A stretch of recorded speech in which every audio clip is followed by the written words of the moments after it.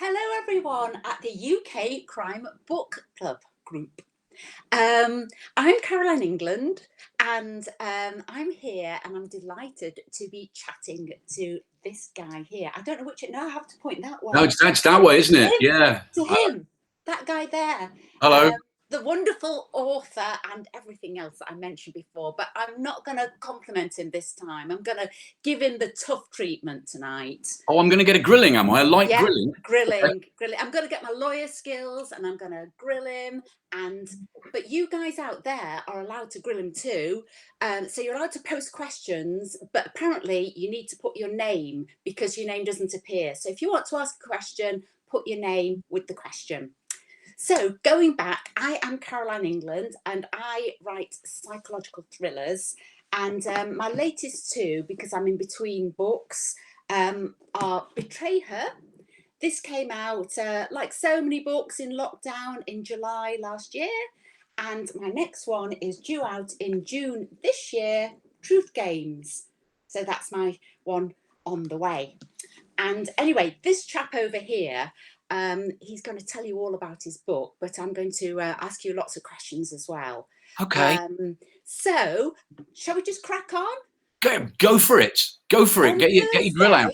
Yeah, on Thursday, it was your paperback publication day, wasn't it? For Cry Baby. It was for this baby there. Yeah, that came out on Thursday in paperback. Yeah. And what, did you have a good day? Well, it's weird, isn't it? Because, we can't really sort of celebrate, you can't really, I had, what's called an online book launch, which is just sort of me, staring at a screen with a beer in my hand going, cheers, everybody. And you can't, obviously, what we can't do is go out there with a book. Yeah. And that's the bit of the job I really enjoy. It's not that I don't enjoy writing the book, but that's the work, that's the job. You know what I'm talking about, Caroline. That's that's us putting our asses in the chair and getting on with it. But when the book is out, then you get to go out there with it and go to book festivals and do events and show off and mess about. And because I come from a performance background, that's the bit I really love. And I miss seeing all my friends, most of whom are crime writers. I miss meeting readers, properly engaging with readers, because that's the only chance we get to do that, isn't it? Is at festivals and stuff. And this was your paperback publication day. So obviously the hardback had come out earlier. Yeah. How do you feel about that? Which do you feel is the proper one, the proper publication? Well, it's such a weird thing because I guess, when the hardback comes out, that's your baby's out there in the world. There it is. By which time you're already deep into another book. So by the time the paperback comes, you're already into the book after that. But the odd thing is you tend to do most of the publicity when the hardback comes out. That's when you go out on the road and you do press interviews and you do all that kind of stuff. There's not quite so much of that when the paperback comes out. It's like, oh yeah, done that. Astonishingly, I got a review in the Times today, which is quite, which you don't get for paperbacks. So I take, it's that big, but it's kind of weird because all the press tends to be around the hardback. But I don't care whether it's a hardback or a paperback or the ebook or the audio book. I'll go out there and celebrate it at the drop of a hat. I'll go out and talk about it because you know what it's like. We spend all our time on our own. And how was the review today's time? It was nice. It was very nice. Thank you very much. Oh, yes, I got a shit review today in the Times. No, just mention this review. Is it a good one? Yeah, true. I don't think I'd have mentioned it. Although, isn't that weird? Do you get this when people? There are a few passive aggressive types out there, and you occasionally run into them at events, who will take great delight in pointing out a terrible review. And online quite often they'll send you a link. You'll just get an email that goes, shame about the New York Times, and with a link so you can see the review. It's really, or the best one I ever had, I was in front of a great pile of my books at some book signing somewhere.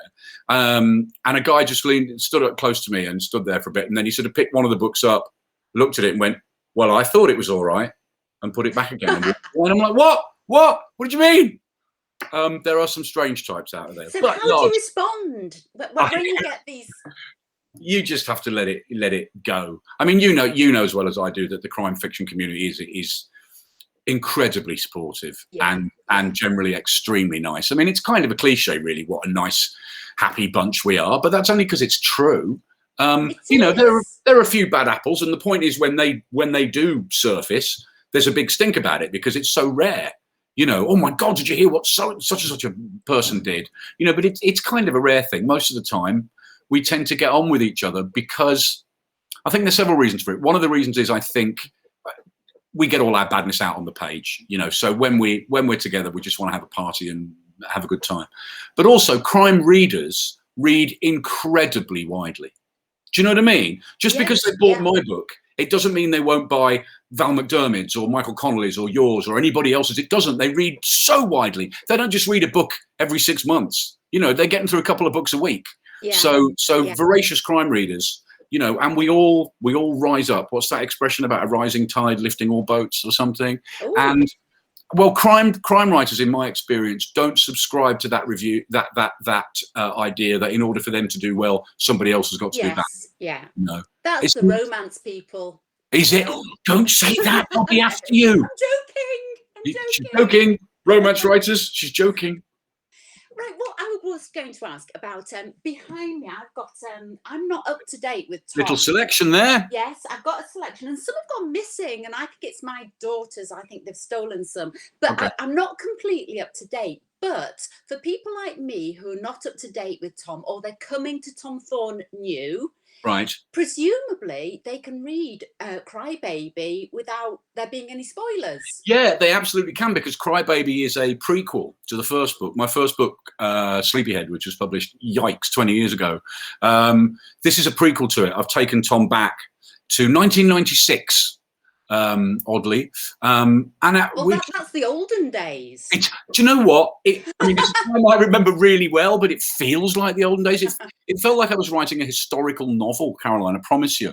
Just, you know, weird, odd things. Obviously, you know, no CCTV or mobile phones or the internet, or, you know, those things really in their infancy, and none of that stuff that makes our life very difficult as crime writers. You know, you have to deal with all that technology. So to go back to a time when that wasn't there was fantastic. But this is a time when, crucially, Thorne he's not the man we met in Sleepyhead. He's still married, just about. Both his parents are still alive. So I got a chance to write about him as a husband and as a son, and not quite the scarred character he was even in that first book. So yeah, Crybaby, if you haven't read any of them, is a very fine place to start, because I suppose theoretically it's his first case. Yeah. I mean, would you recommend someone read Sleepyhead first or Crybaby, or I change my mind about it every 10 minutes because I've had quite a lot of emails asking me that question. I honestly think you could do it either way. Toss a coin. You know, you could read all the books in order, and then when you get to the most recent one, then go back and read the prequel. Or you could start with the prequel. It doesn't, I mean, you know, most people, if they're anal retentives like me, have been writing to me going, where do I put it on the bookshelf? Do I put it before Sleepyhead, or do I put it after Their Little Secret, which is the most recent paperback before that? People are strange.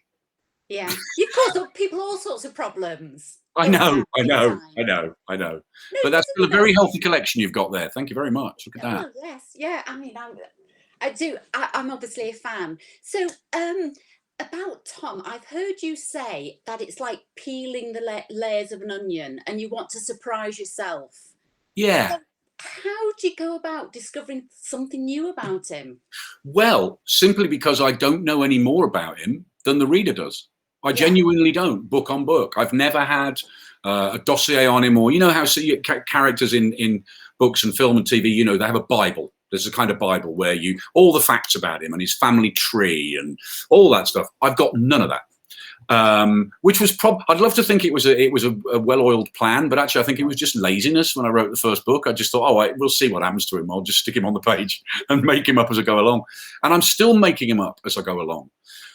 Now, the good thing about that is I can then sort of surprise myself and hopefully surprise the reader, because we don't know everything about him.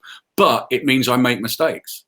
I forget. I don't have this, you know, this weight of detailed backstory. So I'll occasionally get an email going, why are his eyes green in book 12 and brown in book 15? You know, sometimes, you know, I have done that kind of thing, and readers will keep me in line by pointing out those mistakes. As don't readers love to point out mistakes? They love that, don't they? Dear Mr. Billingham, my enjoyment of your otherwise excellent novel was spoilt by the fact that they love all that. But yeah, no. So Tom has never been described physically, not particularly. It doesn't matter to me what he looks like. Because I'm inside his head. Do you know what it's like when you're? I mean, it's not the books are not first person; they are third person. But still, I feel like I'm in Thorne's head most of the time, looking out of the world. So I know what he thinks about stuff, but that's all I know, really.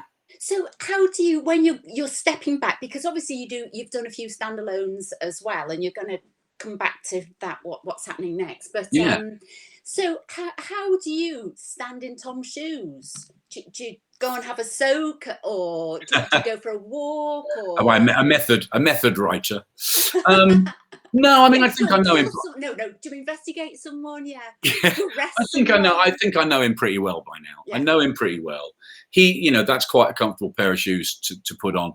And to be honest, these days I get all my jollies by stepping into the shoes of, different characters who I don't know so well. And as you know, stepping into the shoes of villains and psychos and bad people is kind of much more fun in a way. The devil has all the best tunes, right? So it's kind of exciting to write those characters, to try and get, because I think you've got to do that. Every I forget who originally said this, but every character is the hero of their own story. It doesn't matter what they've done. It doesn't matter how monstrous, in inverted commas, their behavior might be. You need to make them believable. You need to create a character that the reader's going to engage with. Not necessarily sympathize with, but at least empathize with and understand. So you've got to do that with all your characters. So yeah, I really enjoy it. It is an acting thing. I mean, I come from that kind of background. I do like imagining what people, like Laurence Olivier used to say, he was all about the shoes. It was all about what kind of shoes somebody wore and getting the walk right. And so I'm interested in that. I'm interested in what people sound like and what their accent is and all that sort of stuff. So I put all that stuff in and then trip myself up because a year later I'm in the recording studio doing the audiobook, suddenly realizing I've got to do 3 Welsh accents, 2 French accents, a couple of Polish accents, going, oh, you idiot, why did you do that? Why didn't you just make them all from Birmingham? I was astonished when I didn't realise, because I've never listened to one of your audiobooks. I'm more a paperback person. That you do why do you? Well, because I'm an actor, or because I used to be an actor. They asked me way back 20 years ago. They said, do you fancy doing it? And I went, no, God, no. I mean, it's a really different skill and it's a tough job, so I didn't do it. And eventually we got a fabulous actor called Robert Glenister, and Robert Glenister did most of my audiobooks, did them brilliantly. Then when the TV series of Thorne happened, starring David Morrissey, let's get David Morrissey, because that's how, publishers think, let's get the TV star. So we asked David, and David said, yeah, love to. And then like a week before he was due in the recording studio, he got like a movie. And he went, oh, God, I can't do it. So in a panic, everybody went back to Rob Glenister and went, Rob, can you do it? And by that time, he'd got a TV show and he couldn't do it. So I just got an email going, I don't suppose you... And I've been doing it ever since. I mean, this was sort of, 10 years ago or something. So David Morrissey went off and did a film with Sharon Stone, and you did the audiobook. That's right. He did Basic Instinct 2, and I did the audiobook. But I mean, I really enjoy it. Funny enough, I'm going in next week I'm working my way back in time and doing the early books and sort of catching up with where I started. So I'm going back into the studio next week to record a book of mine called Buried, which is years old. And that's odd. I mean, it's really odd going back and reading out loud every word of a book you wrote a long time ago. It's quite a weird experience. Well, that's an interest. I was going to ask you about this because today I was being rather vain. I went for a walk and I was listening to the audiobook of my second book, which is called My Husband's Lies, and I was walking along and I was thinking, actually, this is okay. And I was but I meant from a writing point of view, because with it being my second book, I sort of thought, will I be cringing thinking, I'd have written that differently. So do you think as a writer, one improves all the time. Oh God, I hope so. I mean, I think you've got to at least have that ambition, right, Caroline? I'm surely. What's the point if you're not trying to write a better book? And that's why it gets harder. I mean, I can remember so vividly when I'd written Sleepyhead, and I thought, that's it. I can do this now. I've got a novel, and then sitting down to write the second book and just going, what? I don't know what to do. And the third book and the fourth, and it got harder and harder. And I was going, why did nobody tell me this?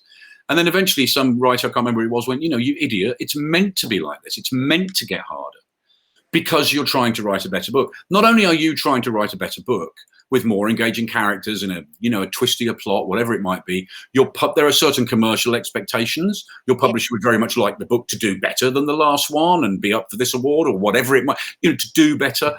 So you've got those kind of pressures. And so, yeah, it doesn't get any easier. You do that thing, if you finish a book, I mean, I'm in the middle of my 22nd book, and I know that when I finish it, I will go hurrah, and I'll take a few months off, and I'll sit down to try to start writing to book 23, and it's like I'll have forgotten how to do it. Yeah. Don't you find that? No, I'm with you completely. You take about 100 pages, and then you go, oh yeah, I think I'll be all right again. But it's you forget how to do it every single time, and I think that's a good thing. I think writers have got to have that doubt. If I talk to another writer and I go, I very rarely talk to other writers about the books we're writing.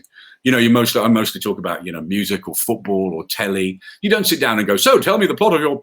But if I am occasionally, going, now how's the new book going? And they go, oh, it's the best thing I've ever written. That's an alarm bell to me. That's like, Most writers, if they go, it's kicking my ass. This book I'm writing is kicking my ass. Yeah. And if you occasionally, that's one of the things I love about Twitter. It can be a massive time suck, but if you're occasionally in a position like that and you go, God, I'm really struggling with this new book, you'll get 100 responses straight away going, yeah, me too. Yeah. And you kind of feel, makes you feel a little bit better. I only wondered because, say David Bowie or someone like that, and people go, oh, well, I preferred his early music rather than his late music. And so I thought, can we compare, right? Will writing necessarily get better? But, from what you say, one hopes so, but I suppose it's a different thing, isn't it? I mean, I suppose rather than, because you're a musician too. Very vaguely speaking. I just about get away with it because I'm surrounded by much better musicians. But yeah. I mean, I think you definitely do get better, and I think one of the ways you get better is that you learn what your own bad habits are. Yes. You learn there are certain tricks and ticks that you overuse, and you start to realize what those are. Yeah. There comes a point, though, maybe a sort of sweet spot when you're about the best writer you can be, and you've still got some good ideas. My fear is it's the ideas that start to dry up. Yes. And I don't, I mean, you mentioned somebody like David Bowie, but you talk about, I don't know, a fantastic songwriter. You talk, Paul McCartney. Paul McCartney is just a genius, a musical genius. And you look at the songs he's written. Now, he's still writing songs, but is he ever going to write anything as good as, Yesterday or Eleanor Rigby or Paperback Writer or whatever it might? Probably not. Now, why? Now, there's no reason he shouldn't. There's no reason he shouldn't wake up tomorrow and write an absolute classic, because we know he can. Yeah. But maybe talent has a kind of is finite. Yeah. I don't know. It's all getting very scary. Yes. And so tell me, I've heard you before saying you're a perfectionist. You like to polish and edit and make it all beautiful before it goes off to your editor at Little Brown. So, and also, are you a plotter or a pantser?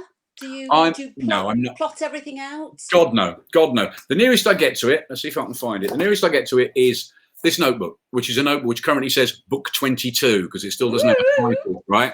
And I have one of these which I buy for every single book, and it's just got scrawlings in it. It's just got, you can't even see because I'm not holding it right. It's just got bits of things scrawled in it. I'm not, ideas for lines of dialogue or little character sketches or whatever. I am absolutely not a plotter. I have a vague idea where I'm getting to. I mean, right now I'm 65,000 words into a book. I know exactly how it's going to end. I know exactly how it's going, but I've got no bloody idea how I'm going to get to there from where I am now. Not a clue, but I will. You know, Yeah. you just keep putting one foot in front of the other. Write a chapter, then write another one. And what you say about editing and polishing is, it's a kind of anal retentive, superstitious OCD thing. It's like I write chapter 1, and then I will just keep writing chapter 1 until I'm absolutely happy with it. And then I write chapter 2, and the same goes on. And that kind of slow accretion happens with every sentence and every paragraph and with every chapter. So by the time I get to the end of the book, it's done. I mean, it's kind of, do you know what I mean? It's not the first draft. It's the 101st draft. Yeah. Yeah. So I then, and if there's so much as a typo in it, I won't sleep. I mean, I'm very weird about that stuff. I then deliver it.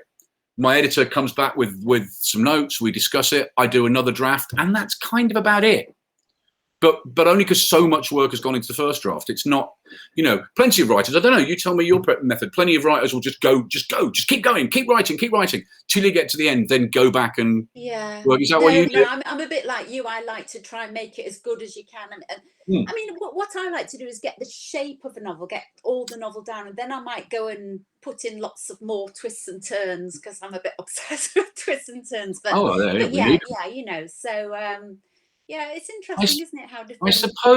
I suppose, even though I don't always know what's going to happen, what I tend to know quite early on, and the only way I can think of to describe it is this: I know the taste I want to leave in the reader's mouth. If that doesn't sound odd, I know how I want the reader to feel at the end of it. Do you know what I mean? Yes, of course, I want them to go and oh my lord, and all those things we want as crime and mystery writers. But I'm really conscious of how I want them to feel, you know, the day after they've read it. So, you know. But going back to Sleepyhead, I mean, I think I've heard you say that that was fairly an instantaneous success, and that most writers aren't going to be that lucky. So, how?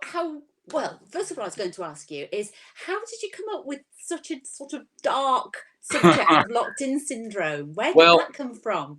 I'd read about locked-in syndrome. I'd read this book, a book called The Diving Bell and the Butterfly, which is actually mentioned in Sleepyhead, and it's this incredible book by, I think he's French photojournalist who had suffered a stroke and then started to suffer from locked-in syndrome. Which, if you don't know, locked-in syndrome, it's just a horrendous thing when you are essentially trapped in your own body. It's as though you're dead, but you're not dead. You're completely aware of everything that's going on around you, and you can see and hear, but you can't move. You cannot move a muscle, except in the case of this guy, he could blink. He could move an eyelid.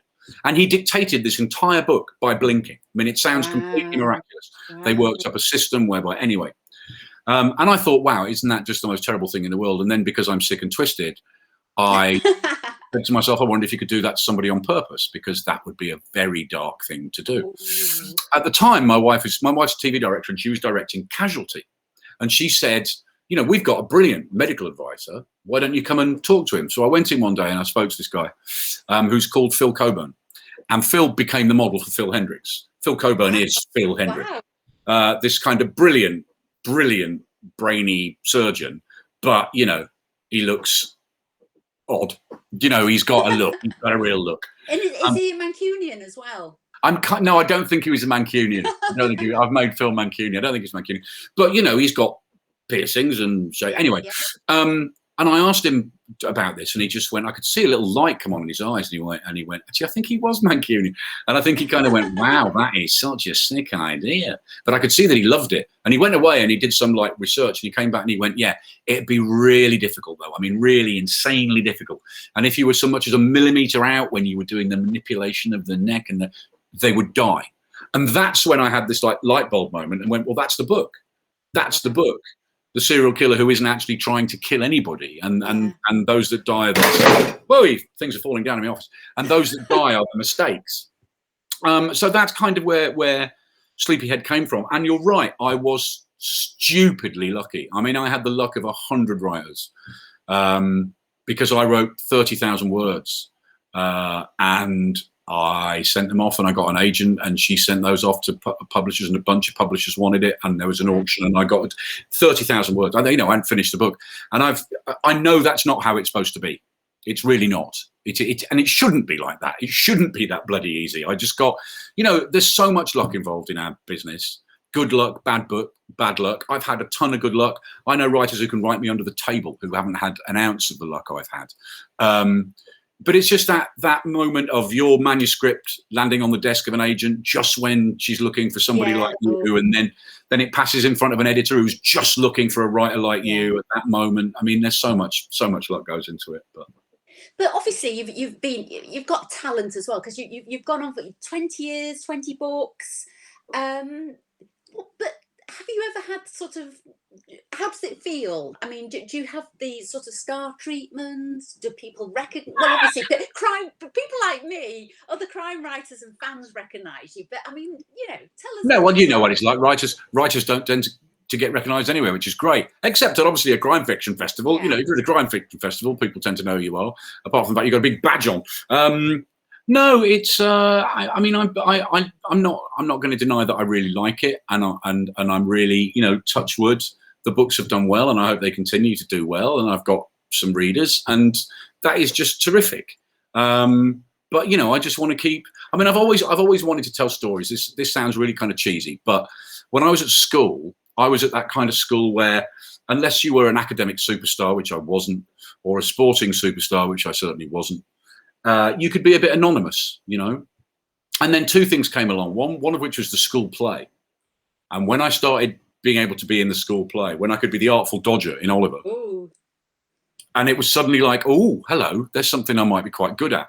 And the other thing was writing stories, because we all have to write stories in class, what I did in the holidays or my pet or whatever. And those golden moments when the teacher would say, Mark, come to the front of the class and read your story out. That was the best feeling in the world. No, I mean, it absolutely was. I can still remember the kind of rush I got from that, reading my story out and trying to make 30 other kids laugh, whatever it was. And you know what? Essentially, that's still what I'm doing. I mean, it is that, I said before, I think writing a book is a performance. You're trying to give the best performance you can. We're entertaining an audience when we write our stuff, even though, entertainment can often mean scaring the bejesus out of them or, making them sad or whatever. It's still, it's a form of entertainment. We're trying to give the best performance we can. So that's kind of what it's all about for me, I think. You were saying you had, obviously, for the locked-in syndrome, you had a consultant, so to speak. What about police procedural? That's why I've never gone there, because I think... Yeah. So do you have advisors? I mean, could you arrest someone and give the wording for the? Well, could you get that wording? I have arrested you for being an author and whatever it is. For the first 2 or 3 books, I was on a wing and a prayer. For the first 2 or 3 books, I was busking it, and I was ringing up the Metropolitan Police press office and pestering them and asking them about this and that. And eventually, they assigned me a detective. Eventually, when I could go in and hold up a couple of books and go, look, I'm not a crazy person. I really am. This is what I do. They put me together with this detective who I worked quite closely with for years, actually, until he retired.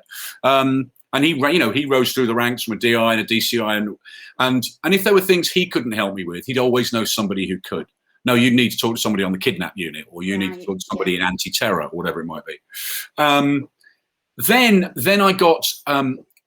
My most fun brushes, I suppose, with the police were a couple of amazing female cops in uniform got in touch with me and said, you're always writing about, detectives and plainclothes and all that. All right, big boy, come and find out what it's like at the sharp end. So they took me out on an overnight ride along.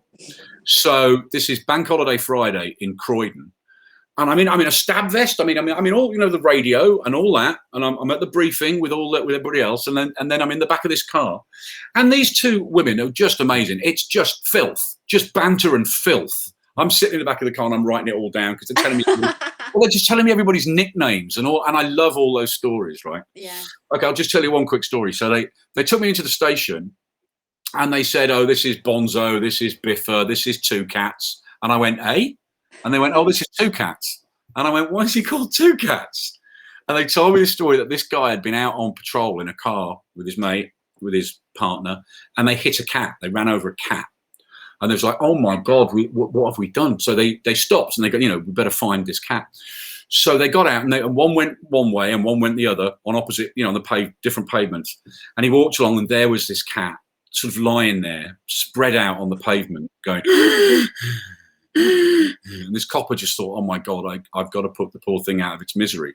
So this copper pulled out his truncheon and finished the cat off. Just at the moment when his partner across the road went, "I found the dead cat."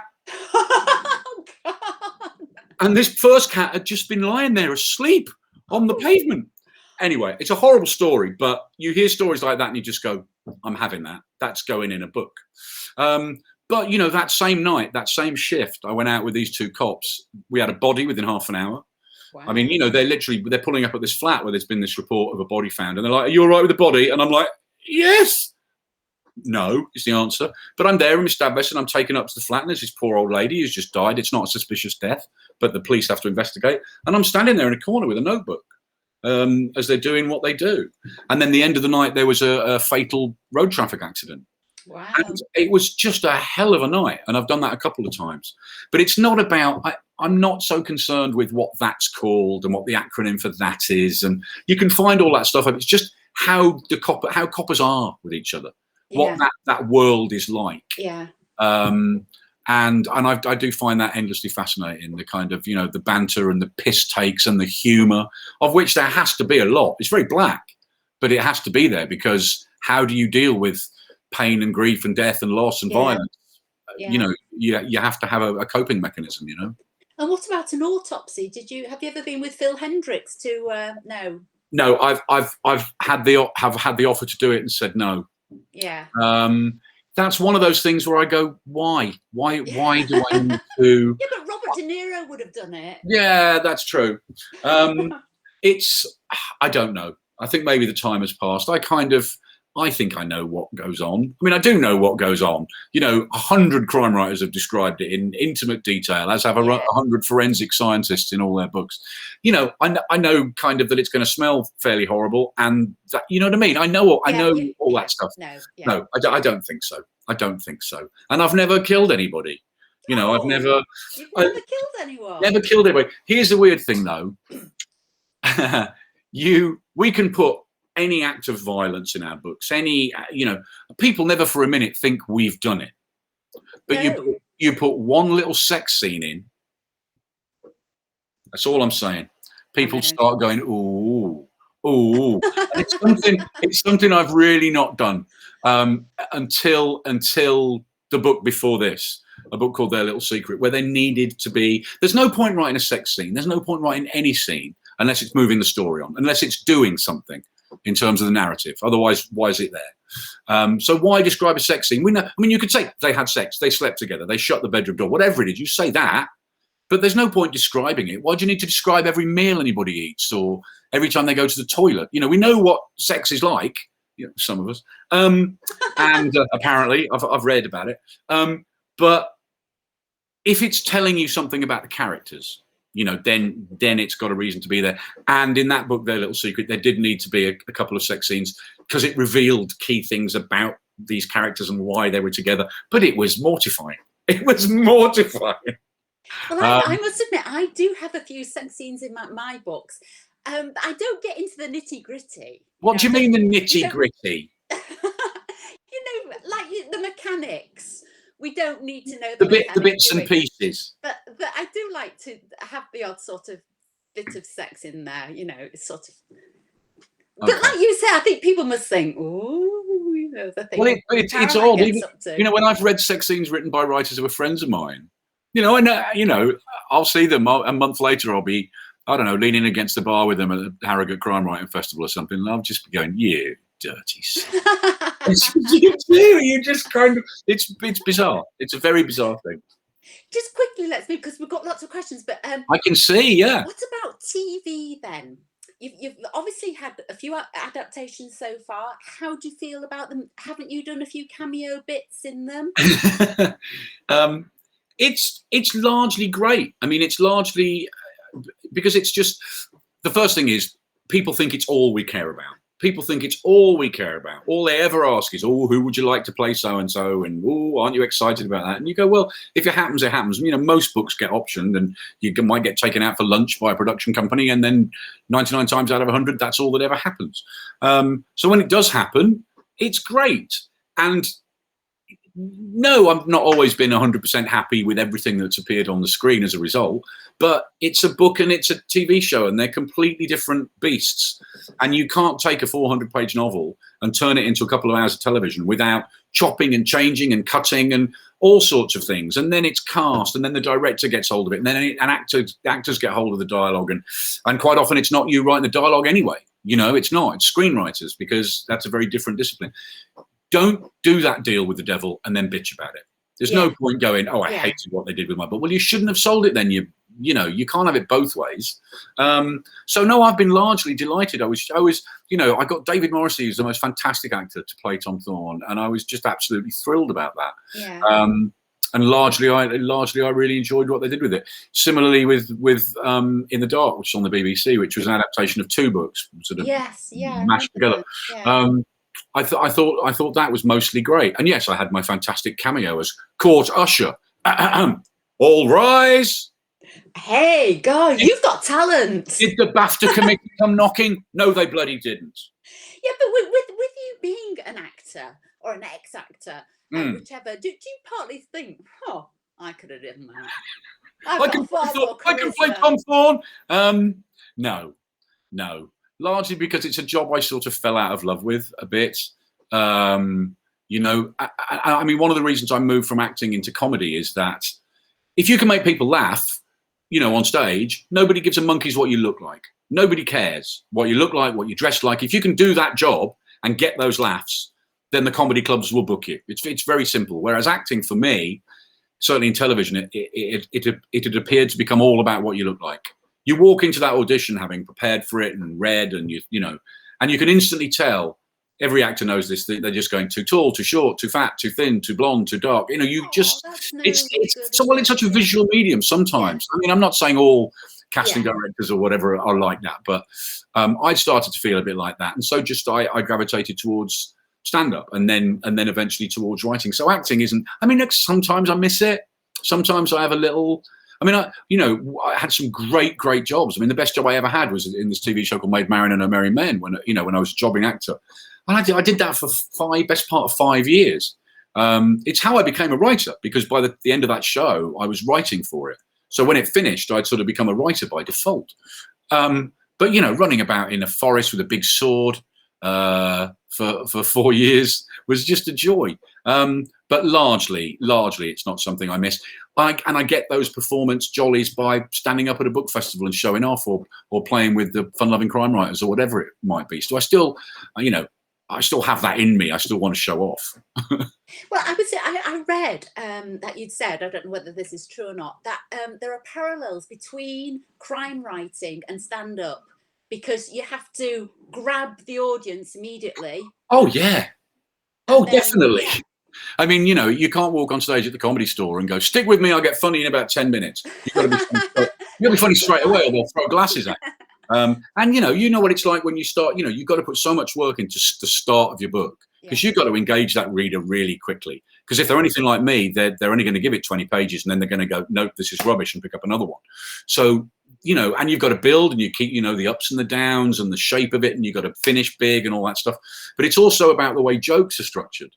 You know, they're structured in terms of timing and reveals. That moment when you reveal the key piece of information, you know. So in a joke, it's something like, you know, oh, my grandfather died the other day. Yeah, it was very sad. He just slipped away in his chair. Just slipped away in his chair. He went very peacefully, unlike the passengers on the bus. So and that's just a stupid punchline, right? It's just a stupid punchline, but it's like you lead the audience down the garden path, and then the punchline comes from there. And we do that with crime fiction all the time. Yeah. You know, and they turn the page and go, oh, no, it's him. Sleight of hand. Literally sleight of hand. It's exactly what it is. Yeah. Leisure de main. No, it's because misdirection, all that stuff. So no, it was something I only really thought about once I'd finished doing stand-up, going, yeah, I think I learned quite a lot doing that. Yeah, yeah. Should we answer? Should we look? Yes, let's go to some of these fabulous questions. Yeah. Loads of them. You're just going to have to pick them at random. What we got? Hello, hi, hello. I think a lot of them, it says Facebook user, so you just don't know who that person is. Yeah.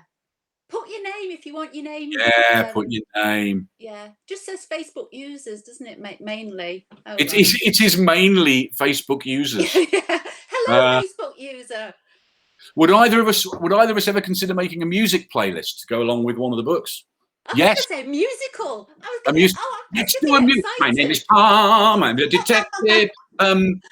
Yeah, no, I would, and I have. There's a huge playlist, I think, at the back of a book of mine called The Bones Beneath, which is, there's a very long car journey during the course of that book. So I made a huge playlist of all the songs Tom Thorne would be listening to. And quite a lot of writers do that. John Connolly has done it, I think, with half a dozen of his books. So there's actually a CD, you know, with the book. Hi, Caroline. It's our funny, yummy, brummy night. Oh, I wonder who they mean. You're not brummy, are you, Caroline? No. There must be a funny, yummy one other than me. Okay. We love your sick and twisted side love, Phil Hendricks. My side love? Sidekick, you mean? I don't know. Yeah, I do love writing about him. Oh, do as a Phil Hendricks. I heard you doing your Mankey accent the other day. He just right from the word, because I quite often have to resist the joke. I have to fight against my sort of comedic impulse to put jokes in, because Tom Thorne isn't a wisecracker. He's not a smart aleck. You know, he'll think of a funny response 2 days later, you know, to something. Whereas Hendricks can. But in the scenes with the two of them, that's when I can get some jokey bits in, because Hendricks doesn't care. Hendricks will say anything. He's got no kind of social filter. So it's fun writing about him. I do, and that relationship between him and Tom, which has developed over the years, is the thing I enjoy writing about most. One of the best things about Crybaby was getting the chance to write about them meeting for the first time and hating each other. It was brilliant. It was like, as I was getting towards that chapter, I was getting more and more excited, going, I know what I'm going to do now. What else we got? What we got here? Do you do your Tom? Does he sort of progress in real time, so to speak, or do some books maybe a month later? Yeah. So it's. I started aging him in real time, Caroline. I did start, you know. I mean, if I have one regret, if I was going to go back and do something differently, I'd make him younger in the first book, because when I started, I just thought I'll make him same age as me, because I know what that's like. So he's about 38 now, is he? That's brilliant. See, I should be the stand-up comedian. No, but he's not quite as old as me. That's the point. I mean, I started aging him in real time, and then realised I was going to run out of runway very quickly. So even though there's a year between books, there's not necessarily a year between cases. You know, book 20 could start the day after book 19 finishes, even if. So he's slowed up a little bit. I mean, he's getting older. There's no question he's getting older, and I've stopped being too specific about it. Yeah. Otherwise, people will go, "Hang on a minute, how could he have been 48 in that book?" And you know, so yeah, he's in the same kind of ballpark as me, but he's not retiring anytime soon. Actually, I was going to ask, because when you did your book launch on Thursday, you did a bit of a reveal, didn't you? Oh, of the new book. Would you like to do the same? Oh, yes. So the next book, I mean, I think one of the things you live in fear of when you write a series is a series going past its sell-by date. You know, those series do exist. And you don't want to be that writer that writes one book too many or 10 books too many. And you learn from the best. You learn from the great people like Michael Connolly, who have maintained over God knows how many Harry Bosch books there've been, an incredible level of quality. I mean, just incredible over that many books. And one of the ways he's done that is to step away and do other stuff, to write standalones, to do another series that kind of bleeds into that one and all that stuff. Yeah.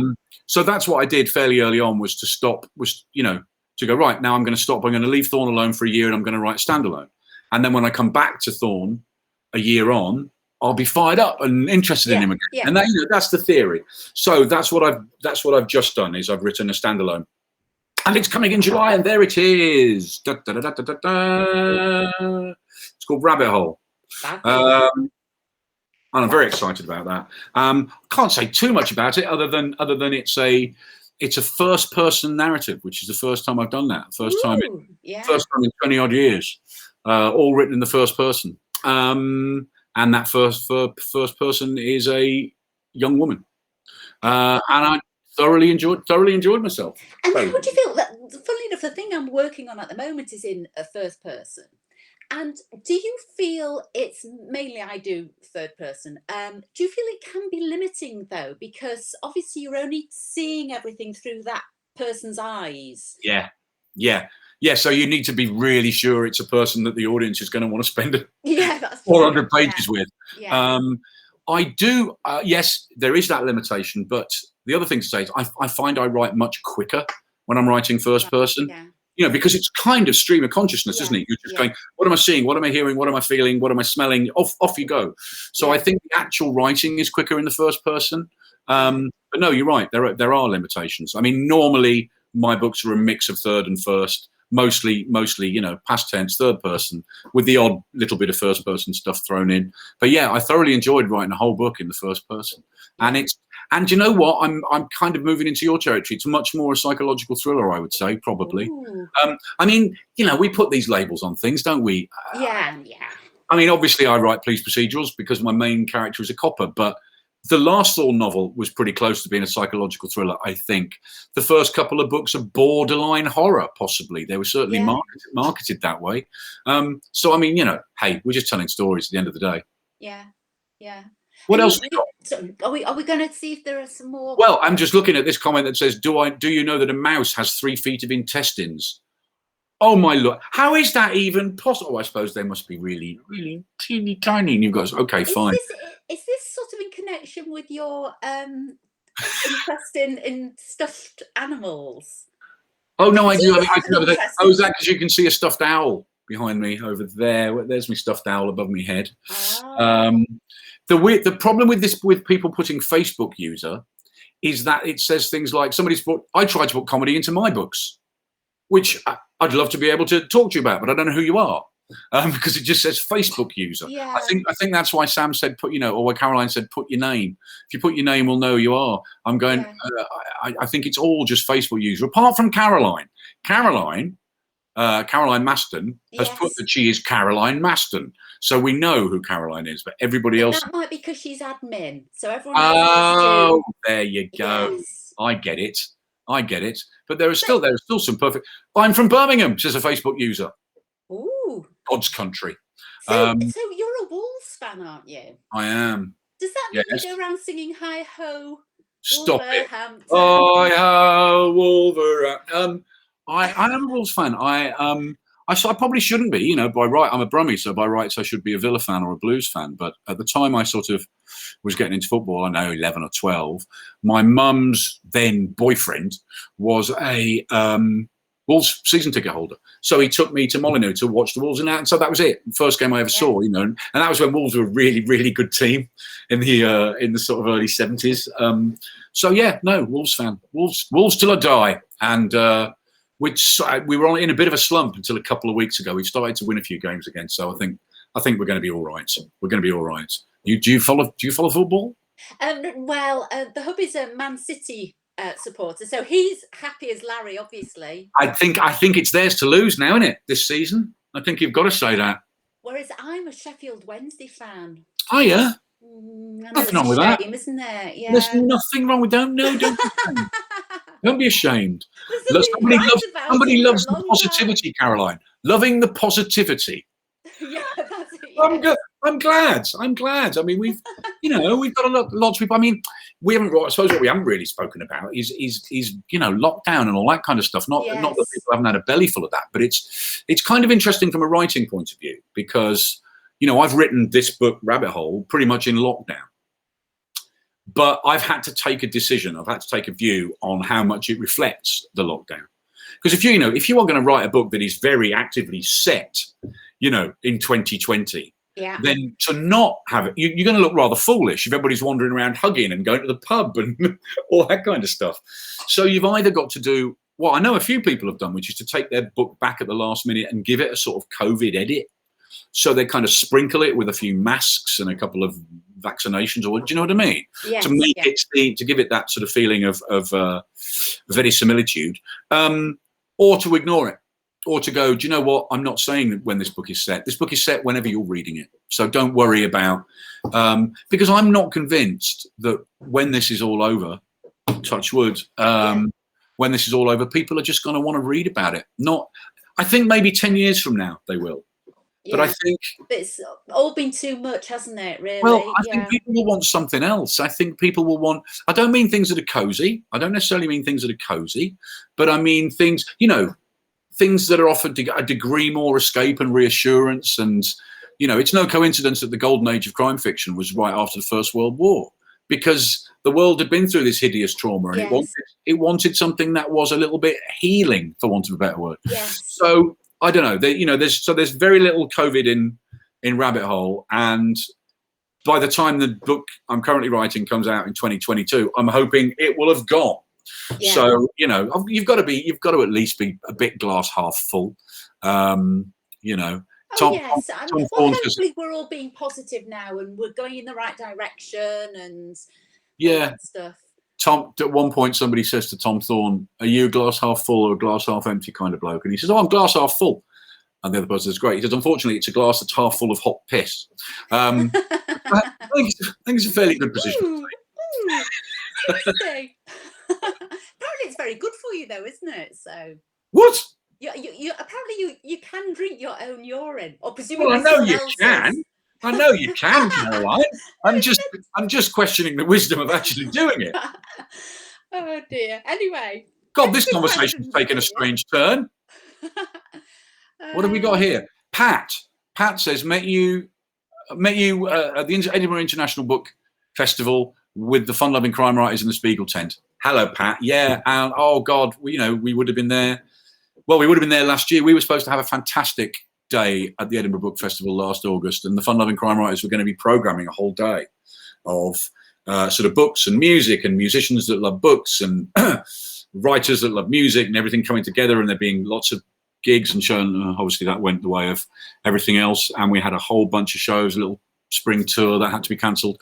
But we will do it again. God, soon as we get the opportunity, we'll be jumping about, murdering songs for fun. But it's those festivals. It's festivals like Edinburgh and Harrogate and Cheltenham and all. God, miss them so much. Oh, well, okay. And Granite Noir. Granite Noir was last night, wasn't it? I mean, Granite Noir, what a fabulous event that is. I had so much fun doing that, going up there. But we're going to have to get used to this for a while. I noticed, though, on your website, you've got an extract from, you were on some TV when you're in your band, and you're singing an Elvis Costello song because Val was unavailable. Do you really secretly want to, get rid of Val, and, you want to do the singing? Anybody who tried to get rid of Val it could be a mistake, has a death wish. God, no. It was one of those awful moments of timing whereby it was part of the Cheltenham Literary Festival, and Sky were filming there, and they asked if the band could go on the show at the very moment when Val was in New Zealand, and that's a pretty tricky double up, Auckland to Cheltenham. So we either had the choice of doing it, just saying no to this really nice TV show, or doing it without Val. So we did it without Val. We were playing at Iceland Noir in Reykjavik, and Val got really ill, literally the day we were supposed to fly out there. So we flew out there and busked a show without Val. So it's not something we want to do in the future. But, when you're talking about the singers in the band, who are Val mainly, and me and Chris, if either one of us was indisposed, the show could just about go on. It couldn't go on without our lead guitarist or our drummer or our bass player, Stuart or Doug or Luca. So on that occasion, we did a song that I do the lead vocal on that when we perform anyway. So that was I thought it was a bit like a Liam and Noel thing, where Well, have you not seen? If anybody that's seen the band live will know, there is a bit where I pull a knife on Val and she pulls a gun on me, and we fight on stage and all that stuff. It's all just theatrics. Excellent. It's right. Let's just see if there's a good question down here because we've got 4 minutes left. Oh, blimey. God, we have been rattling on. Tell us about your next book, for God's sake, Caroline. Well, yes. Well, Truth Games again. There it is. Yeah, it's actually out in ebook, and this is the trade paperback size. So it's a people big can't get that edition yet. People can get this one, but it's more expensive. Yeah. So the UK standard paperback size will be out in June. Read us those lovely quotes on the front. Yes. Can you see? Martina Cole, I can see who they are. B.A. Truly Harris. Terrific, says Martina Cole. Look at that. Although, actually, that was for My Husband's Lies, and the quotes seem to last forever for folk like me. Funny that, isn't it? Yeah. I need a Mark Billingham quote. It's funny the way that happens. Well, you give a quote, and then you think, hang on, I gave that quote 15 years ago for a completely different book.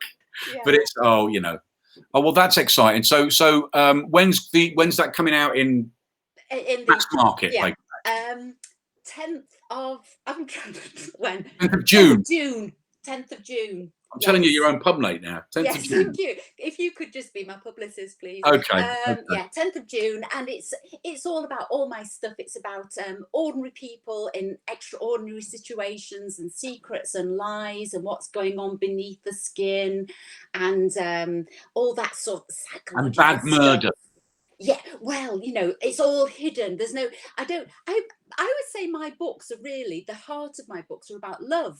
And I think they are. And sex. Without you can't have one without the other, can you? And the heart is about, but then love it can cause lots of problems, can't it? Oh God, yeah. I think there's far more damage done by love than by hate. Yes. So therefore, but it's sometimes it's good love, sometimes it's bad love and whatnot. But and obviously, I do have betrayal and lies and people dying and things like that as well. So I suppose that's when I realise I'm a crime writer after all. So, yeah, you can't be one of these people that denies you're a crime writer. I've seen that. We've all seen those people on stages going, "Well, I didn't actually know I was a crime writer," and you go, "What? So the 3 bodies and the 12 detectives didn't give you a clue?" You're a crime writer. Come to the dark side. I love being a crime writer. It's brilliant. Yeah, it really is. It's such fun. I mean, just Harrogate and all those things, and obviously you go to loads of them, but it's brilliant. It is for anybody that's watching this who hasn't been to a crime festival, of which there are very many. Yes. Harrogate Crime Writing Festival and Capital Crime and Bloody Scotland and Granite Noir, and there's all sorts of new ones happening almost every month somewhere. Go along, because crime writers are quite good fun to be around. Just put a drink in their hand, wind them up, let them go. Yeah. Well, I think that's a good place to end, probably. Okay. Winding it all up. This has been fun. Thank you so much, Caroline. This has been a joy. Thank you. It's been absolute joy from start to finish. So what's the rest of your Saturday evening? The rest of my Saturday evening is going to be going to watch the telly. Actually, I'm going to catch up and watch telly. There's a lot of good crime drama starting this weekend. Actually, new thing produced by Jed Mercurio starting on Sunday, and then Monday, new series of Unforgotten, which I really love. I noticed that. Really great series. Yeah. So yeah, bit of telly. That's what I'm going to do, and then an early night with a hot milky drink. Good. Well, do enjoy that. I will. And thanks to everybody who's tuned in. Sorry if we didn't get to a lot of your questions. But we can read them afterwards, can't we? Well, I now know that a mouse has 3 feet of intestines, so my life is complete. Exactly. Well, I think, shall we wait till Sam comes and turns us off? Does Sam come and turn us off? Is that how it works? I don't know. I think. Do we just keep talking until you just? I don't know. Oh, you're going to yank us off? I am. I've got my thing. Big hook. I can't think what it's called now. I've been laughing so much. I'm bright red. I'm giddy as out. Thank you so much. This has been fantastic. Thank you for having us. Every second. I do think you should have told the Christine Treasure story, though, Mark. Is that for another day? Which particular Christine Treasure story? There are so many of them. There are lots. But should we get you next time? You'll have to remind me which one. Christine Treasure is a real person whose name might be quite close to Christine Treasure, but she knows who she is. She's a real. You remember I told you about the 2 coppers that took me out, the 2 female coppers? She's one of them.